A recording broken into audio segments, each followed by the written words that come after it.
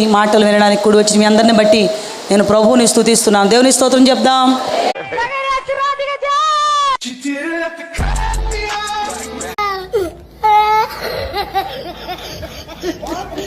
మంచిదండి, నా సాక్ష్యాన్ని నేను ప్రారంభిస్తాను. సాక్ష్యాన్ని ప్రారంభించే ముందు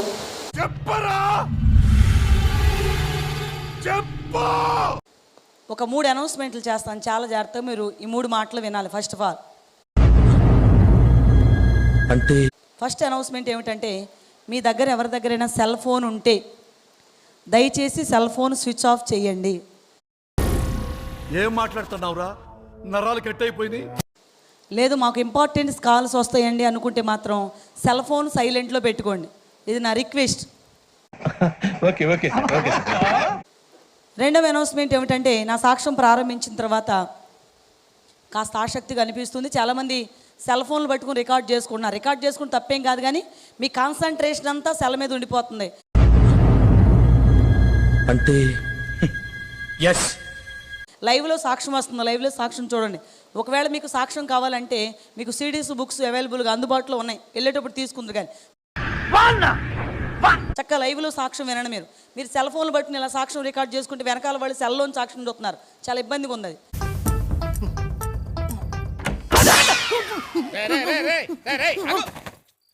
ఇదేమన్నా టూరింగ్ ట్యాక్సీ అనుకున్నా బొక్కలను చూస్తున్నావు? అలా చేయొద్దు. మూడో అనౌన్స్మెంట్ ఏమిటంటే, నా సాక్ష్యం ప్రారంభించి ఆమెనని మళ్ళీ దైవ సేవకులకు నేను మైక్ ఇచ్చే లోపు నేను స్టార్టింగ్ నుంచి ఎండింగ్ వరకు ఎంత టైం మాట్లాడతానో టైం చెప్పను, కానీ అరే నీ అబ్బా నాకున్న టైం నేను మాట్లాడే లోపు స్టార్టింగ్ నుంచి ఎండింగ్ వరకు ఒక 15 సెకండ్స్ స్పేస్ లేకుండా నేను మాట్లాడతాను. స్టార్టింగ్ నుంచి ఎండింగ్ వరకు కూడా 15 సెకండ్స్ గ్యాప్ లేకుండా టైం నోట్ చేయండి. మీరు ఎందుకు నోట్ చేయమన్నానంటే, రిప్కా అక్క బాగా ఫాస్ట్గా మాట్లాడగలరని, నా గురించి మీరు అందరూ చెప్పుకోవాలని కాదు. ఇది నా సాక్ష్యానికి కీ పాయింట్, ఇంపార్టెంట్ అయిన విషయం. చివరిలో మళ్ళీ నేను అడుగుతాను, మళ్ళీ మీరు చెప్తురు. కానీ తెలీదు, గుర్తులేదు, మర్చిపోయా. చిన్న వాక్య భాగాన్ని చదువుకున్న తర్వాత నా సాక్ష్యాన్ని మీతో పంచుకోవడానికి ఇష్టపడుతున్నాను. యోహాను శుభవార్త, బైబిల్ గ్రంథాల్లో ఉన్న వారు బైబిల్ తెరచి నేను చదువుతున్న వాక్య భాగాన్ని గమనించాలి. యోహాను శుభవార్త 11వ అధ్యాయము. నేను భూమి మీదకు అగ్ని వేయవచ్చి తిని, విరోధం పెట్టవచ్చి తిని. ఓహో, మళ్ళీ ఇట్లా కూడా లోక 12 అధ్యాయం 5 నుండి 53 వచనములు. 25వ వచనం దగ్గర నుంచి 27వ వచనం వరకు నేను చదువుతాను. గ్రంథాల్లో ఉన్నవారు గమనించండి. యోహాను శుభవార్త 11వ అధ్యాయం 25 నుంచి 27 వరకు. అందుకు యేసు, పునరుద్ధానమును జీవమును నేనే. నా యందు విశ్వాసముంచువాడు చనిపోయినను బ్రతుకును. ఒకసారి ఆలోచించండి నా ప్రియ సహోదరులారా. ఈ ప్రవీణ్ పగడాల గారికి డ్రింకింగ్ హ్యాబిట్ ఉందండి. ఆయనకి డ్రింకింగ్ హ్యాబిట్ ఉంది. ఆయన ఏం మాట్లాడుతున్నావురా? నరాలు కట్ అయిపోయింది. ప్రతి మనిషికి రహస్య పాపాలు ఉంటాయండి. అర్థమవుతుంది. నాకైతే ఏ రహస్య పాపం లేదు. నేను చాలా ప్లెయిన్ గా ఉన్నానండి. కొంతమందికి రహస్య పాపాలు ఉంటాయి. పాపం దాన్ని విడిచిపెట్టే శక్తి వాళ్ళకు ఉండదండి. బ్రతికి నా యందు విశ్వాసముంచు ప్రతివాడును ఎన్నటికి చనిపోడు. ఈ మాట నమ్ముచున్నావా? కత్తి మహేష్ కు ప్రమాదం జరిగింది. ఆయన ప్రయాణిస్తున్న కారు లారీని ఢీకొనడంతో తీవ్రంగా గాయపడ్డారు. ఎడమ కన్ను ఛిద్రమైందన్నారు. మెదడులో రక్తస్రావం లేదు కాబట్టి బతికే అవకాశాలే ఎక్కువన్నారు డాక్టర్లు. బతుకుతాడనే భావించారంతా, కానీ ఏ విధి వక్రించిందో తెలియదు.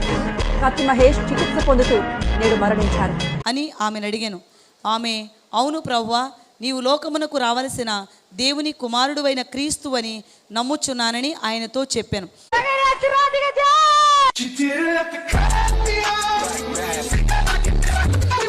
అమ్మ వాళ్ళకి నేను ఏకైక సంతానం. నాకు ముందు కానీ వెనక కానీ అన్నలు కానీ తమ్ముళ్ళు కానీ అక్కలు కానీ చెల్లెళ్ళు కానీ ఎవరూ లేరు. లేక పుట్టానని చాలా అపురూపంగా అల్లారు ముద్దుగా అమ్మ వాళ్ళు నన్ను పెంచారు.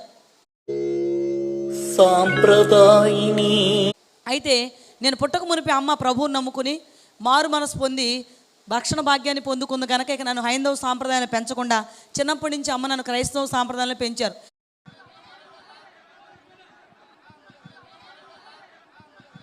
అమ్మతో పాటు నేను చర్చికి వెళ్ళేదాన్ని. మా ఆత్మీయ తండ్రి గారి పేరు సజ్జా బర్నబాస్ గారని, చాలా స్ట్రిక్ట్ డిసిప్లిన్లో నన్ను పెంచారని. 1995వ సంవత్సరం వచ్చేసరికి నేను 7th క్లాస్ చదువుతున్నాను. అనుకోకుండా కొంతమంది బంధువులు మా ఊర్లో చిన్న ఫంక్షన్ జరుగుతుంటే అక్కడికి వచ్చి నన్ను చూశారు. భగవంతుడా, ఏమండి మా బాబుకి వివాహం చేయాలనుకున్నాం, మీకు అభ్యంతరం లేకపోతే మీ పాపని ఇస్తారా అన్నారు. మా వాళ్ళు ఏమన్నారంటే అమ్మాయి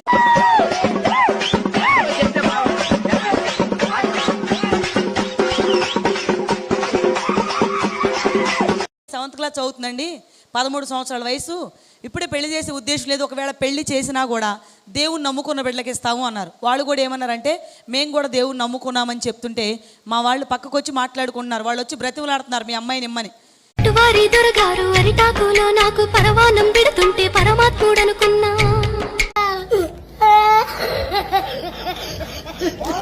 ఏమని మాట్లాడుకున్నారు పక్కకు వెళ్ళంటే, కావాలని వచ్చిన సంబంధం కాశీకి వెళ్ళా మళ్ళీ మనకు దొరకదు, చేసేద్దామంటే చేసేద్దామని చేసేసారు. ఒక మాటలో చెప్పాలంటే పెళ్ళి అంటే అర్థం తెలియదు నాకు. కారణం ఏంటంటే 7th క్లాస్ చదువుతున్నాను, 13 సంవత్సరాల వయసు.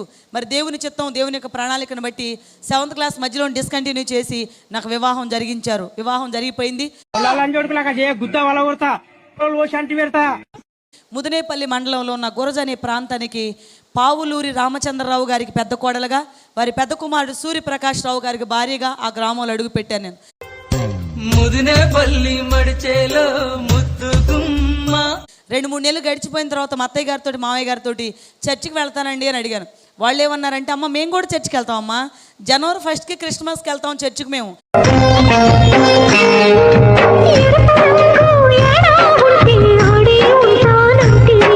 అప్పుడే తీసుకెళ్తామన్నారు.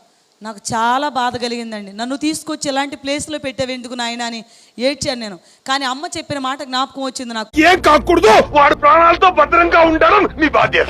ఏం చెప్పింది అమ్మ అంటే, అత్తగారింటికి వెళ్ళేటప్పుడు అక్కడికి వెళ్ళిన తర్వాత వాళ్ళు ఏది చెప్తే అదే చెయ్యాలి, ఎదురు చెప్పకూడదు. సరే, పెద్దమ్మాయి భార్గవి, అందం, అమాయకత్వం, తండ్రి మాటకు ఎప్పుడూ ఎదురు చెప్పేదే కాదు. వీళ్ళని ఎదిరించి దేవుని నామాన్ని అవమానపరచడం నాకెందుకనేసి ఇంట్లో ఉండి ప్రార్థన చేసుకోమన్నారు వాళ్ళు. ఇంట్లో ఉండి ప్రార్థన చేసుకున్నాను. చర్చికి వెళ్ళడానికి మాత్రం నాకు పర్మిషన్ ఇవ్వలేదు. రోజులు గడిచిపోతున్నాయి. నా జీవిత కాలంలో 1 సంవత్సరం అయిపోయింది. సంవత్సరం అయ్యేసరికి వాళ్ళు పిల్లల కోసం ఎదురు చూడడం ప్రారంభించారండి. నాకైతే పిల్లలు పుట్టలేదు. అక్కడ దగ్గరలో గుడి అన్న టౌన్ తీసుకెళ్లి చెకప్ చేయించారు. డాక్టర్ గారికి చూపిస్తే డాక్టర్ గారు నవ్వారు. లోపలేం లేదు, డొల్లా. ఏ హాస్పిటల్కి తీసుకెళ్ళిన అదే మాట చెప్తున్నారు, మందులు రాస్తున్నారు. వీళ్ళకేమో కంగారు పెరిగిపోతుంది. లోపలేం లేదు, డొల్లా. చర్చికి వెళదామండి, తప్పకుండా ఫలితం కలుగుతుందంటే వాళ్ళకి పిల్లలంటే ఉన్న ఇష్టం చర్చికి పంపించారండి. దేవుడు అంటే ఇష్టం లేదు కానీ పిల్లలంటే ఇష్టం. చర్చికి పంపించారు. మా ఇంటి ముందు ఉన్న చర్చికి వెళ్ళి కూర్చుని ఒకరోజు వాక్యం విందామని వెళ్ళాను. ప్రతిసారి దీనేంటి ఏమిట్రా? వెళ్ళేటప్పటికి సేవకులు వాక్యం చెప్తున్నారు. సేవకుల్లోంచి దేవుడు నాతో మాట్లాడడం ప్రారంభించారు. ఎవరు తిట్టినా ఎవరు కొట్టినా మొక్కకుండా ఉండగలనా. ఏంటనుకున్నారు వాక్యం? ఈరోజు చర్చికి ఎందుకు వచ్చావు నువ్వు? ఏం కావాలని వచ్చి ఇక్కడ కూర్చున్నావు? ఇంతవరకు నీకు మారు మనసు ఉందా? రక్షణ అంటే ఏంటో తెలుసా? అసలు ఈరోజు నువ్వు చస్తే ఎక్కడికి వెళ్తావు? అసలు నీకు కావాల్సింది ఏంటి? ఇప్పుడు నువ్వు వచ్చి అడుగుతుంది ఏంటి అని దేవుడు మాట్లాడుతుంటే వణికిపోయానండి నేను. ఎందుకు వచ్చినా ఈమెయిల్లోకి ఎందుకు వచ్చినా? మీ బతుకులు చెడా, ఇయో బతుకులా. ఎందుకంటే చిన్నప్పటి నుంచి యేసు ప్రభు నమ్ముకున్నానే, గొప్పలు చెప్పుకోవడమే తప్ప మారు మనసు అంటే ఏంటో తెలియదు నాకు. అంటే ఎస్, బాప్తీసం అంటే ఏంటో తెలియదు నాకు. ఏడ్చి ప్రార్థన చేసుకున్నాను, క్షమించు ప్రభు అని. ఇంటికి వచ్చి మా వాళ్ళని అడిగాను, ఏమండి నేను బాప్తీసం పొందాలనుకున్నాను. వద్దు అన్నారు. తీర్మానం చేసుకున్నానండి అన్నాను. వాళ్ళు ఏమన్నారంటే బాప్తీసం తీసుకుంటే దేవుడు నీకు పిల్లల్ని ఇస్తాడా అన్నారు. చూడండి, ప్రార్థన చేసి పాస్టర్ గారు నాకు రిప్కా అని పేరు పెట్టారండి. రిప్కా అని పెట్టారండి అన్నాను. ఆయన కొంచెం బైబిల్ తెలుసండి. ఆయన ఏమన్నారంటే బైబిల్లో రిప్కా పేరు పాస్టర్ గారు నీకు పెట్టారు కనుక నిజంగా మీ దేవుడు గొప్పోడైతే, బైబిల్లో రిప్కా అని అమ్మాయికి 2 మగపిల్లలు, నీకు కూడా అలా 2 మగపిల్లలు పుడితే మీ దేవుడు గొప్పోడని నేను కూడా నమ్ముతాను, లేకపోతే మాత్రం నేను చంపేస్తానన్నారు. ఇప్పుడు రిప్కా అని పేరు పెడితే 2 మగపిల్లలు ఆవిడకుంటే 2 మగపిల్లలు పెడితే ఇప్పుడు మేరీ అని చాలా మంది పేర్లు పెడుతున్నారు. వాళ్ళకి మరి పెళ్లి కాకముందే గర్భం రావాలన్నా?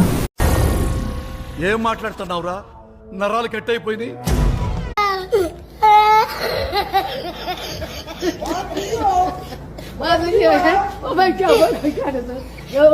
ఇదేంటి ప్రభు అని బాధపడడం ప్రారంభించాను. ప్రార్థన చేసుకున్నాను.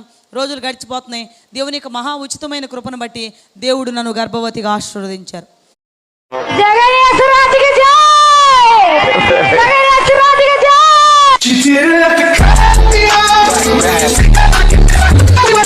పెట్టండి డీజేలు, కొట్టండి జేజేలు, పెట్టండి కటౌట్లు,